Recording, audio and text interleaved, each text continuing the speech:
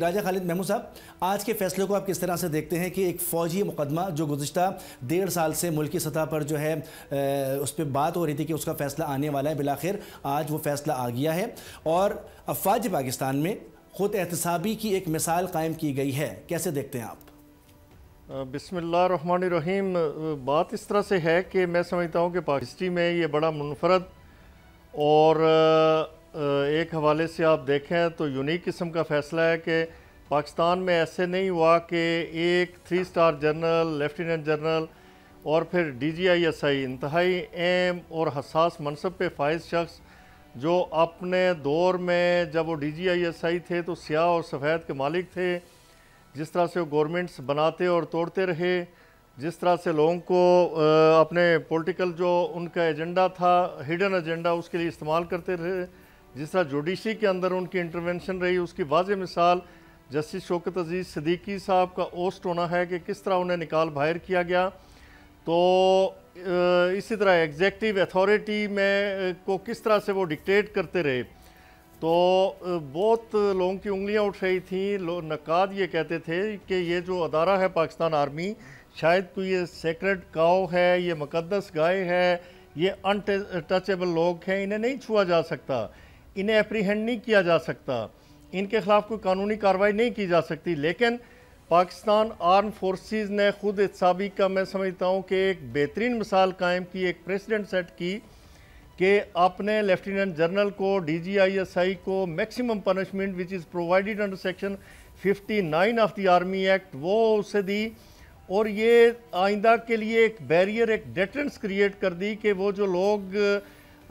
سیاسی عزائم رکھتے ہیں، جس طرح ان کی پولیٹیکل انٹرونشن ہوتی ہے، جس طرح کرپشن میں لتھڑے ہوتے ہیں، تو وہ میں سمجھتا ہوں، اور جس طرح سے جو آرمی کا ادارہ کسی ملک کے اندر بھی وہ سب سے ڈسپلنڈ ادارہ ہوتا ہے، یہ جو آپ کی فورسز ہیں، بالخصوص آرم فورسز،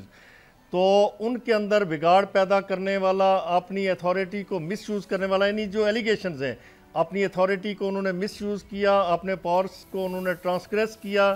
پھر ساتھ یہ ہے کہ ان کا پولیٹیکل ایک ایجنڈا تھا، پولیٹیکل انوالومنٹ تھی، پھر یہ تھا کہ جو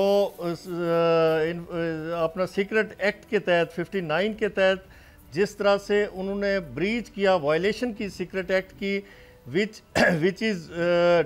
detrimental and prejudicial to the state of Pakistan, تو اس کی بنیاد پہ آج انہیں سزا ہوئی۔ تو میرے خیال میں ریاست پاکستان یہ ثابت کرنے جا رہی ہے کہ ہمارا وہ جو آپ کے خیال میں سافٹ امیج تھا، اور آپ کے خیال میں جو یہ تھا جی کہ ہمارے نزدیک بڑوں کے لیے کچھ اور قانون ہے، چھوٹوں کے لیے کچھ اور قانون ہے، یہاں ہمارے نزدیک کوئی اونچا نہیں، کوئی نیچا نہیں، کوئی بڑا نہیں، کوئی چھوٹا۔ یہ معاملہ تو چلے بڑی اچھی خوش اسلوبی سے حل ہو گیا۔ یہ بتائیے گا کہ آفیشیل سیکرٹ ایکٹ کی خلاف ورزی اس نقطۂ نظر سے کتنا سنگین جرم ہے؟ جی دیکھیں نا، سنگین جرم ہے، اسی لیے اس کی سزا دیکھیں نا، 14 سال سزا ہے، اور یہ ذہن میں رکھیے کہ یہ جو آرمی ایکٹ کے تحت سزائیں ہوتی ہیں یا جو FGCM ہے ان کا یہ سزا دیتا ہے، اس میں ریمیشنز نہیں ہوتی،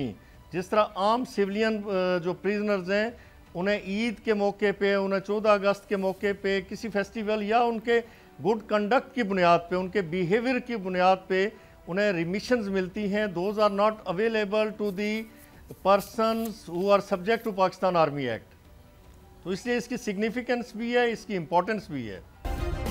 سبسکرائب کریں اور بیل دبائیں تاکہ کوئی خبر رہ نہ جائے۔